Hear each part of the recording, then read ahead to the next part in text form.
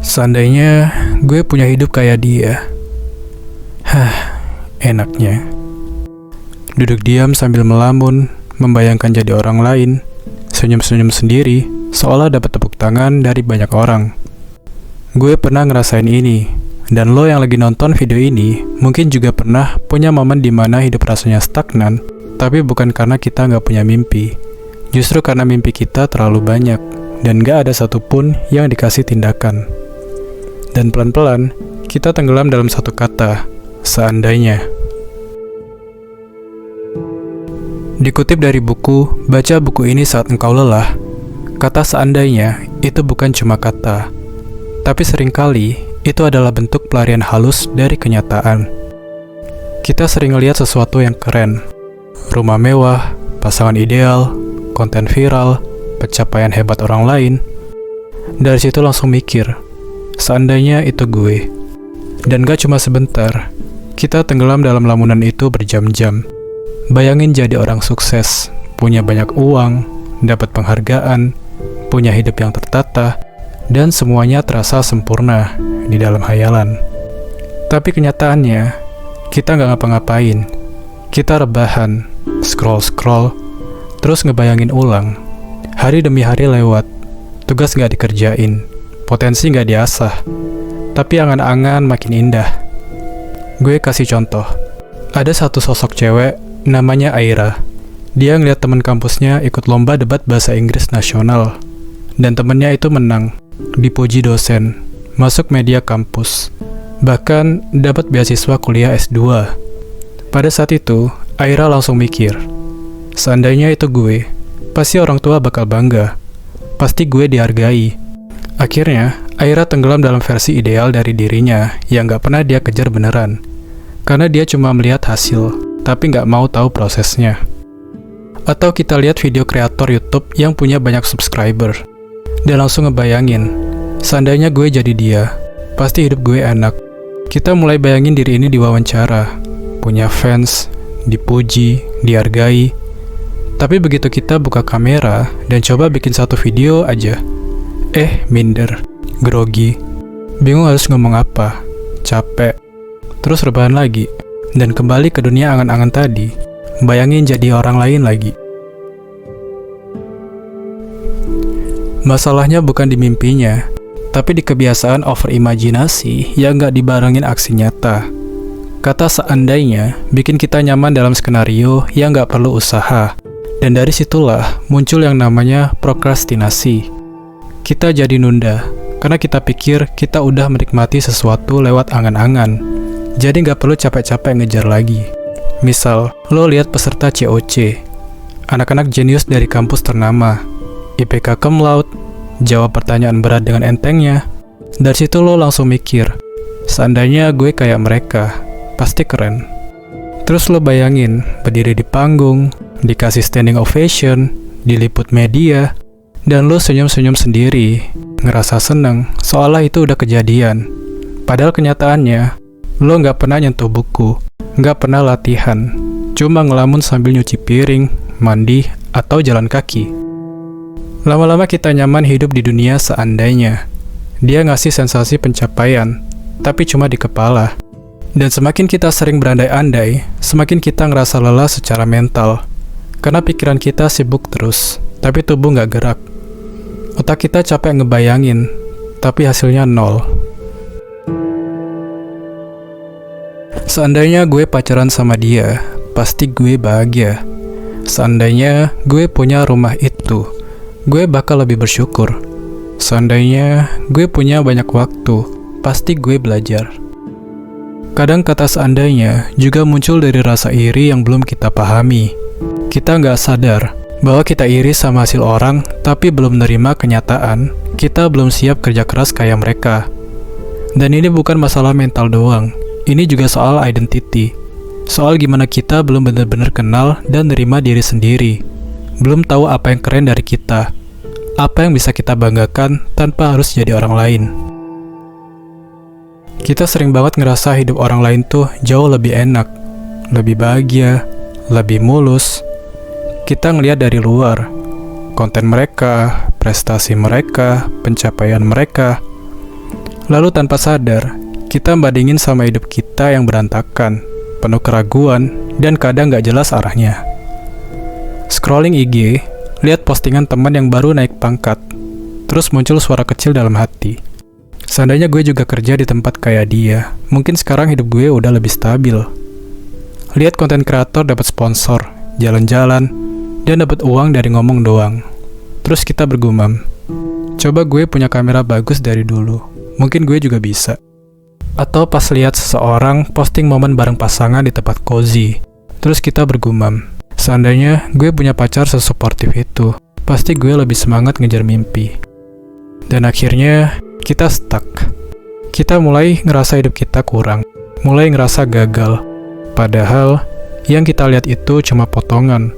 Satu sisi kecil dari realita orang lain yang dipoles, dipilih, dan ditampilkan.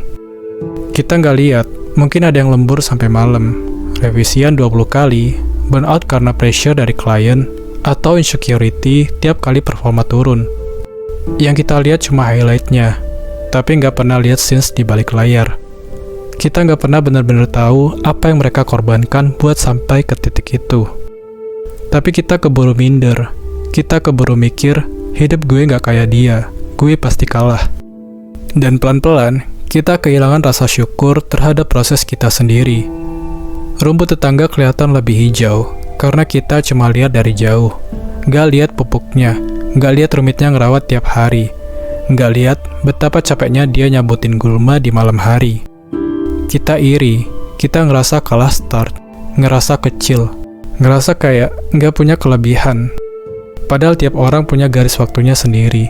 Tapi karena pikiran kita terlalu sibuk melihat highlight orang lain, kita lupa menghargai perjalanan diri sendiri. Seandainya, muncul bukan karena kita kurang ambisi, tapi karena kita kehilangan koneksi sama proses kita sendiri.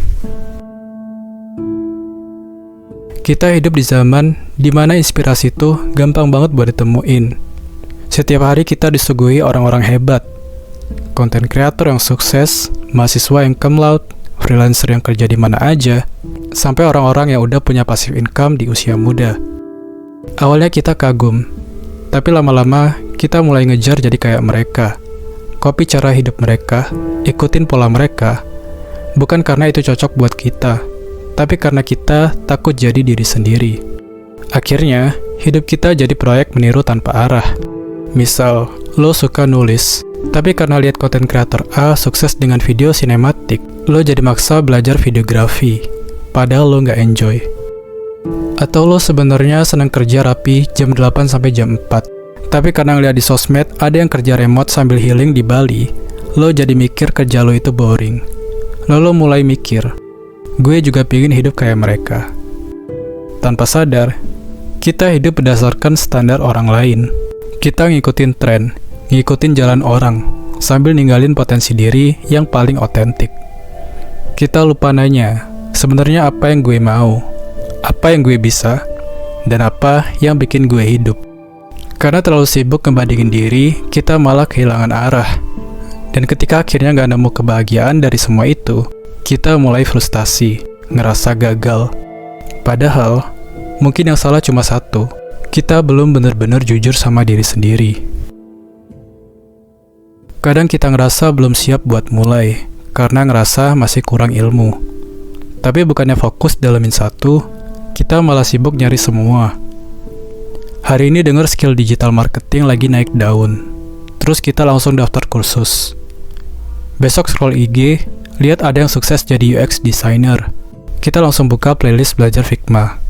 Lusa, ketemu iklan kelas voice over. Tiba-tiba mikir, wah ini juga bisa jadi cuan nih. Akhirnya daftar semua, tapi nggak ada yang kelar. Kita bukannya nggak niat, tapi terlalu banyak yang pengen kita kuasai dalam waktu singkat. Kita kejar semua pintu, tapi nggak masuk ke satu pun. Nunggu kondisi sempurna, skill lengkap, alat canggih, waktu luang. Padahal momen ideal itu nggak akan pernah datang. Tanpa sadar, ini bukan lagi belajar karena pengen berkembang, tapi belajar buat kabur dari tekanan memulai. Kadang alasan kita terus belajar dan belajar bukan karena kita haus ilmu, tapi karena kita takut gagal, takut kelihatan belum jago, takut hasil kita nggak sebagus di kepala. Padahal, progres datang bukan dari tahu semuanya, tapi dari mulai dengan apa yang kita punya.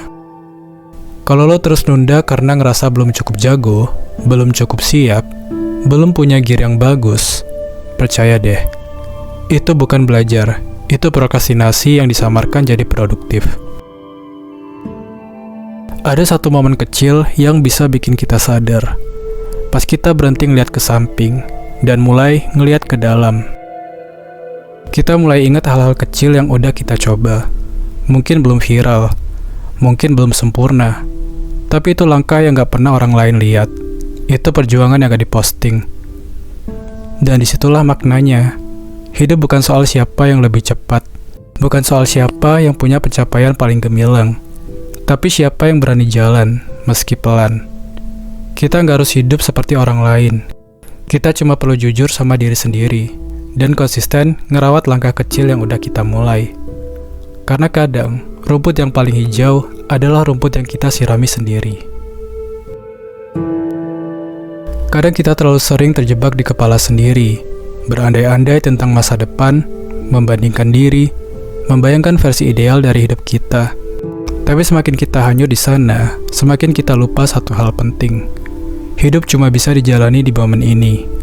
Kita nggak harus langsung punya semua jawaban, nggak harus jadi sempurna hari ini. Yang kita butuhin mungkin cuma satu hal kecil yang bisa kita lakuin sekarang. Satu keputusan, satu langkah, satu pilihan buat hadir di dunia nyata. Karena fokus ke apa yang bisa kita lakukan sekarang adalah cara paling nyata buat keluar dari dunia seandainya.